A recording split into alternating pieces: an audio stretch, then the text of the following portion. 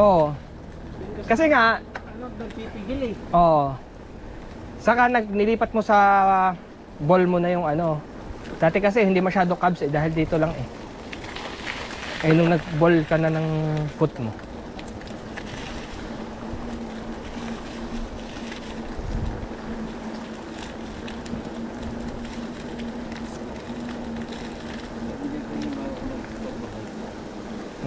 Solid ano. Solid si Oliver. Kaya pag nakatulog ako ng konti, kumapag-plastic ako ng mga. Makakapag? Okay. Ah, Nasa safe ka naman. maintindihan.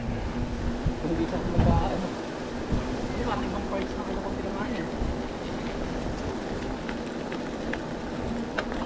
Yung legs na ginagawa natin yung panigawin normal yun. Mm. Tinatamaan sa CrossFit.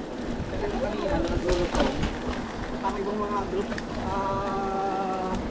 of muscles na tinamaan. Saka naka-ano ka nun?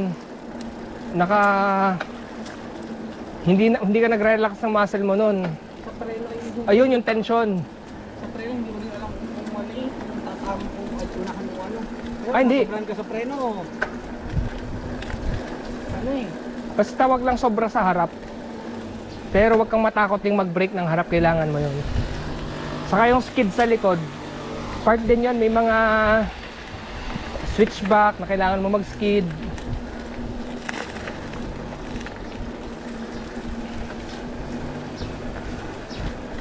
Sinulikat nga ako nung pagbaba. Pagdating sa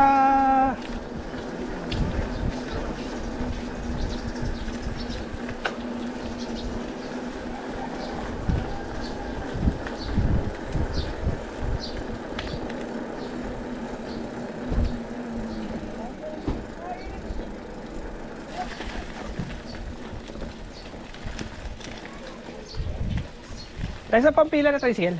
Sino pa?